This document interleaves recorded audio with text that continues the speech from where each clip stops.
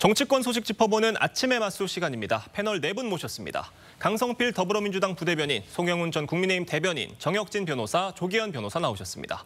안녕하세요. 안녕하세요. 내란 특검이 어제 국민의힘 원내대표실 압수수색 재시도에 나섰지만 의원들의 반발로 무산됐습니다. 영상으로 보겠습니다.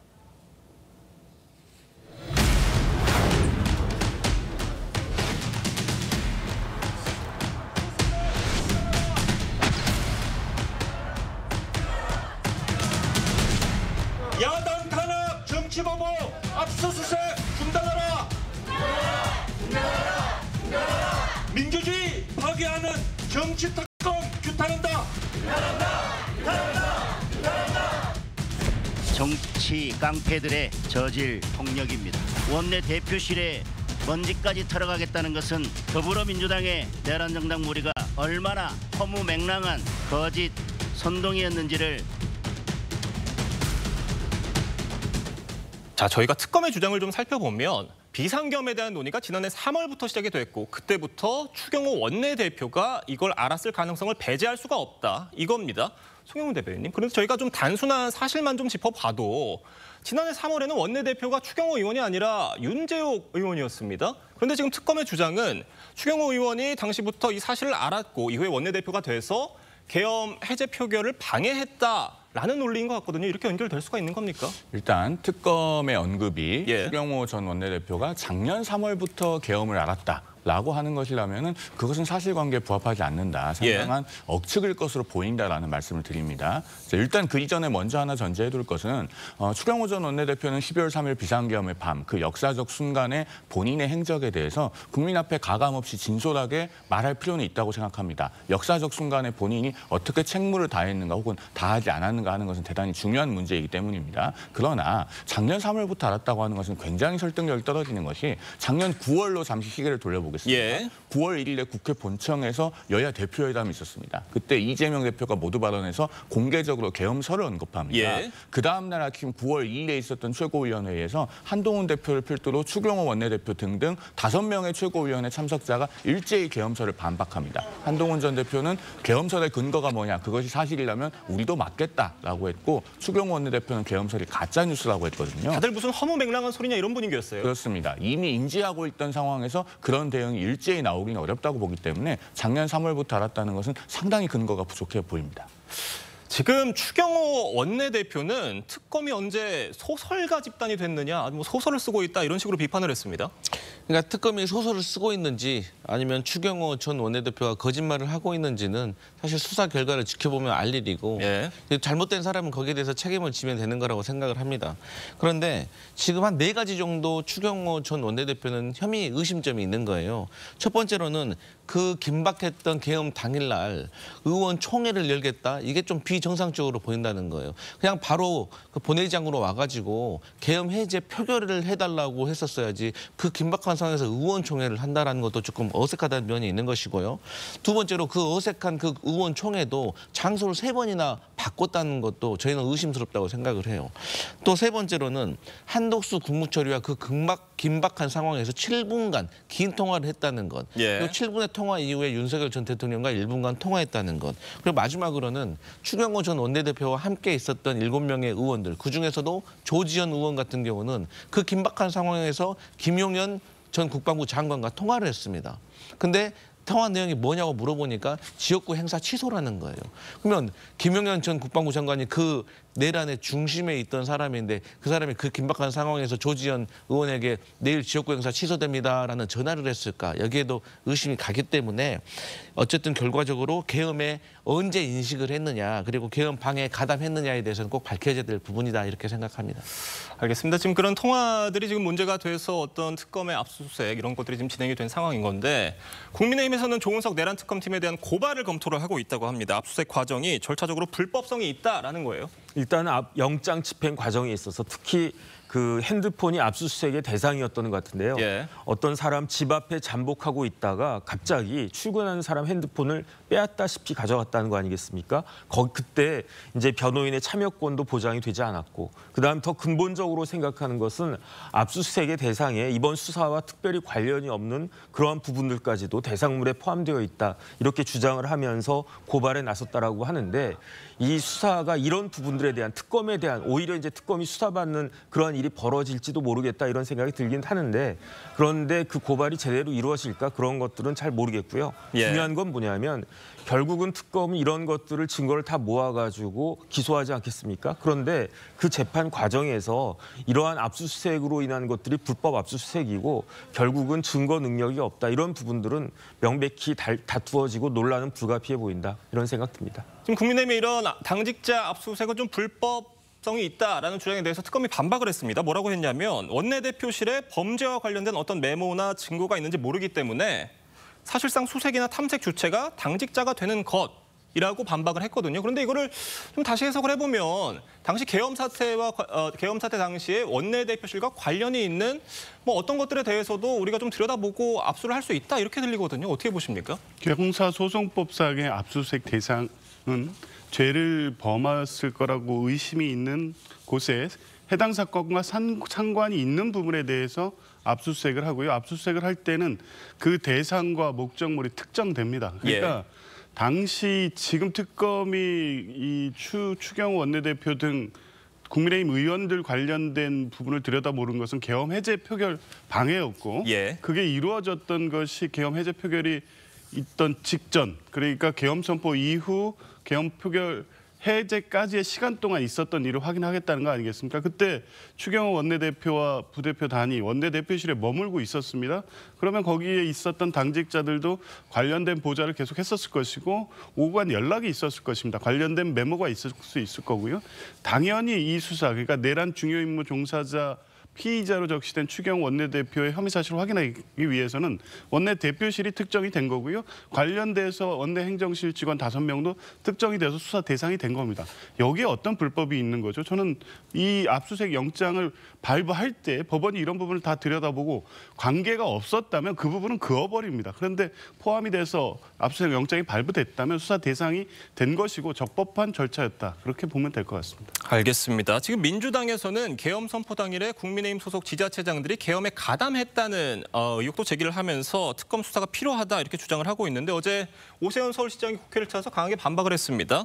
특검을 폭주기관차에 비유를 하면서 폭주기관차는 언젠간 궤도에서 이탈하기 마련이다, 이렇게 얘기를 했어요. 그렇습니다. 오세훈 서울시장이 굉장히 상세하게 직접 반박을 했는데 민주당 측에서 이런 주장이 왜 나오는지 그 배경을 좀 짚어볼 필요가 있다고 생각합니다. 특히나 국민의힘 소속 광역단체장을 수사해야 된다고 하는 그런 주장에 선두에 서 계신 분이 민주당 전현희 최고위원이죠. 그런데 이분은 서울시장 출마설이 정가에서 꾸준히 나오고 있습니다. 그렇다면은 다분히 정치적인 개인적인 의도를 가지고 특검의 특정한 대상을 수사해달라고 주문하는 것이 아니냐, 이런 오해를 받기 쉽기 때문에 이런 부분에 대해서는 상당히 언행을 신중히 할 필요가 있다고 생각합니다. 특히나 특검은 민주당이 추천하고 이재명 대통령이 임명한 특검 아니겠습니까? 여권발 특검이기 때문에 그렇지 않아도 특검의 중립성에 관한 논란, 시비 이런 것에서 상대적으로 상당히 취약합니다. 그런 점에서라도 전현희 최고위원의 이러한 목소리는 마땅히 자제되어야 옳다, 이렇게 말씀드립니다. 강성물 대변인 어떻게 보세요?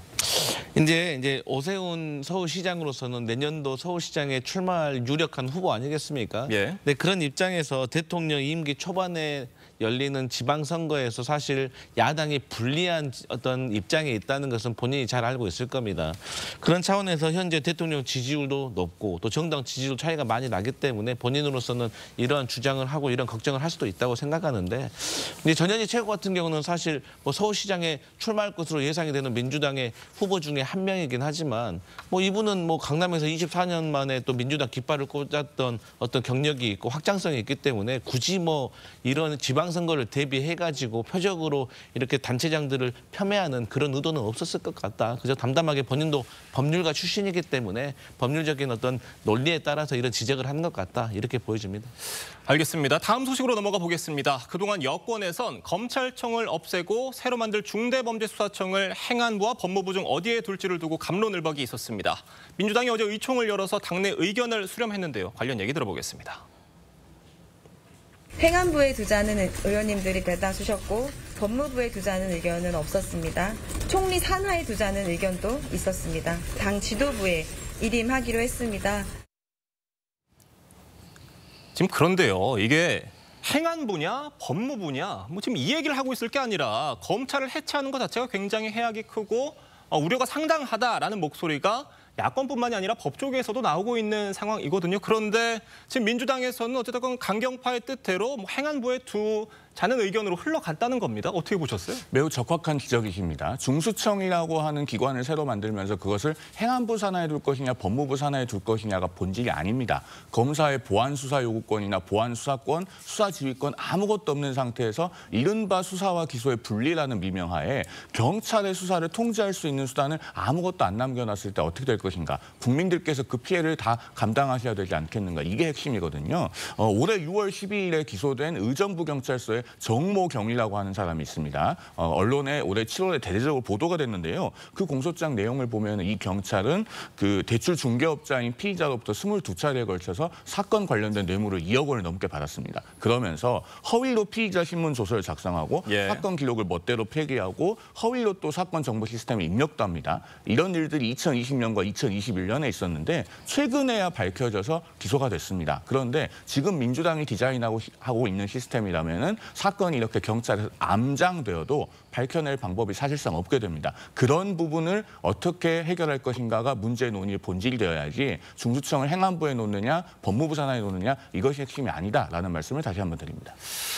알겠습니다. 정성호 법무부 장관은 국가수사본부에 이어서 중수청까지 행안부가 관리하면 수사 권한이 굉장히 집중될 수 있다. 이런 우려를 제기를 했었고 민주당 내에서도 이런 목소리가 일부 있었던 것으로 전해졌었는데 어제 의총에서요. 이런 목소리가 하나도 안 나왔다고 합니다. 어떻게 된 겁니까? 그러니까 저희 민주당 당내 분위기는 이 중수청은 행안부로 가야 된다, 행안부에 설치해야 된다라는 의견이 대다수입니다.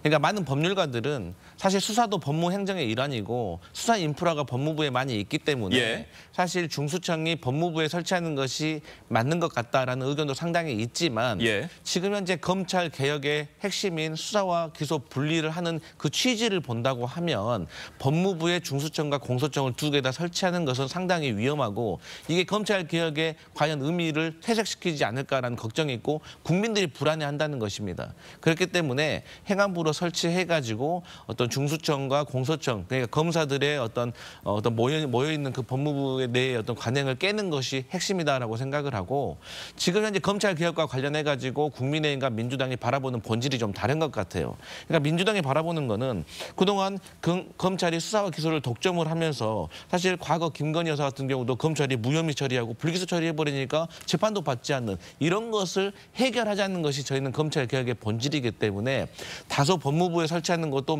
일괄 타당성이 있지만 지금 시대 흐름이라든가 국민적 요구를 비추어 본다면 행안부에 설치하는 것이 맞고 행안부 안에서 국수본과 중수청이 서로 교류를 하지 않는 그런 방법들 그리고 또 다른 보완책도 보완할 것이다 이렇게 생각합니다. 지금 진보 성향 시민단체인 경실련에서도 민주당이 추진 중인 검찰개혁안에 대해 우려의 목소리가 나왔다고 합니다. 그런데 어제 의총에서 그러니까 이런 어떤 우려의 목소리가 거의 나오지 않았다는 거예요. 어떤 그런 목소리를 내면 뭐 찍히는 분위기라도 있는 건지 싶거든요. 어떻게 보세요? 그러니까 논의의 순서와 지금 단계를 좀 정확히 말씀을 드려야 될 것 같은데 지금은 9월 25일 지금 공언한 바 있는 정부조직법 개편을 통해서 검찰청을 폐지하고 중수청을 설치하는 등의 정부조직법 개정안에 대한 논의가 진행되고 있는 겁니다. 물론 그 안에 세부적으로 중수청과 공소청의 역할이라든가 업무 분장 이런 부분에 대한 논의도 따라는 가고 있는데 지금 쟁점이 되고 있는 것은 중수청을 어디에 둘 건가 이게 핵심 논의인 것이고요. 그렇다 보니까 어제는 당연히 이 부분에 대해서 빨리 논의를 정리할 필요가 있었기 때문에 이 논의를 집중한 거고 그 외에 이 보안 수사권이나 보안 수사 요구권이라든가 경찰의 이 수사권 집중 문제를 어떻게 해소할 것인가에 대한 논의는 계속 진행이 되고 있는 겁니다. 그것은 9월 25일 정부조직법에 대한 개정안 통과 이후에 후속해서 이제 중수청 설치법이라든가 공소청 설치법 등 그 안에서 세부적으로 다뤄야 될 논의들을 계속 진행하고 있는 거고요. 아마 그 과정에서 지금 시민단체의 의견 수렴이라든가 공론화 과정을 충분히 거칠 것이기 때문에 지금 이견으로 보이는 부분들도 당내에서 당정이 일단 한번 정리를 하고 또 외부의 어떤 의견까지 충분히 수렴해서 뭐 그런 방식으로 완성해 가기 때문에 지금 이견으로 비춰지는 문제가 근본적인 어떤 갈등 이런 양상은 아니라고 말씀드립니다. 알겠습니다. 지금 이런 상황에서요. 이재명 대통령이 검찰 인사를 비판하고 검찰의 보안 수사권을 없애야 한다고 주장했던 이문정 동부지검장에 대한 비판이 이어지고 있다고 합니다. 검찰 내부망에 또 다른 비판 글이 올라온 건데 어떤 내용이냐면 지난 몇 년을 검사로서의 본업을 부업처럼 하고 본업을 인플루언서로 살았다고 해도 수사의 개념조차 모르면 어떡하냐 아주 맹비판이 나왔어요. 이게 조금 맥락을 보면요. 예. 지난 8월 25일에 정성호 법무부 장관이 국회에서 발언을 했어요. 어떤 발언을 했냐면 중수청은 법무부에 둬야 된다. 검찰의 그 보안 수사권 유지시켜야 된다. 그다음에 검찰청 명칭 유지돼야 된다. 마지막으로 국가수사위원회는 필요하지 않다. 이렇게 이야기했더니 그러자마자 이문정 그 동부지검장이 야당 조국혁신당은 여당은 아니지 않습니까? 예. 야당인 조국혁신당이 주최한 토론회에 가가지고 검찰개혁 5적이라는 말을 그때 썼어요. 그 검찰개혁 5적이 5대 로펌과 대형 로펌과 유착해가지고 법무부 장관과 대통령을 속이고 있다. 이런 말까지 했단 말이죠.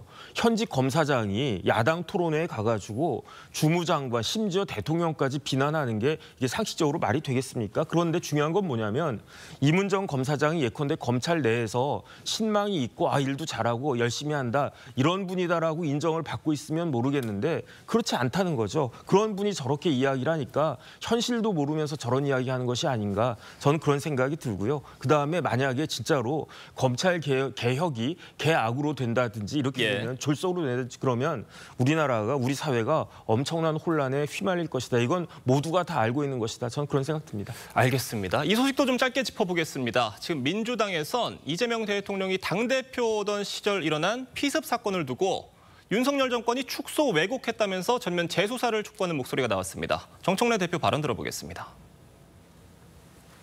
몇 개월간 치밀하게 준비된 암살 시도로서 제 눈으로 똑똑히 본 분명한 테러 사건이었습니다. 윤석열 정권 차원에서 해당 사건을 축소, 은폐, 왜곡, 조작한 정황이 드러나고 있는 만큼 철저한 진상조사가 필요합니다.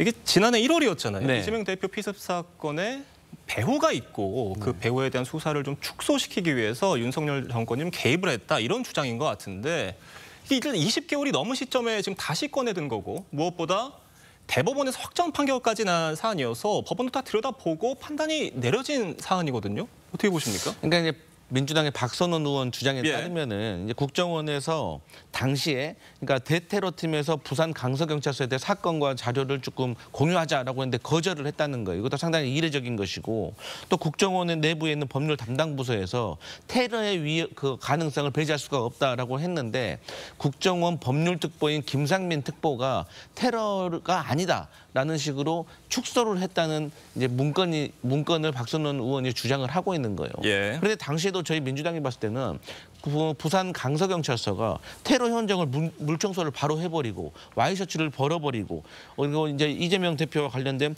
경정맥을 경상, 열상으로 심각한 상태가 아니다라고 치부했던 점들을 봤을 때 의심스러운 점이 있고 이번에 박선원 의원이 국정과 관련된 문건을 확인하면서 이런 수사에 대해서 다시 한번 해야 되는 것이 아니냐라는 필요성이 대두되고 있다 이렇게 보여집니다. 알겠습니다. 지금 국민의힘에서는 여당 대표의 책무는 음모론 제조가 아니다라는 반발이 나오고 있는 상황이어서 파장이 이어질 것 같습니다. 오늘 네 분 말씀은 여기까지 듣겠습니다. 감사합니다.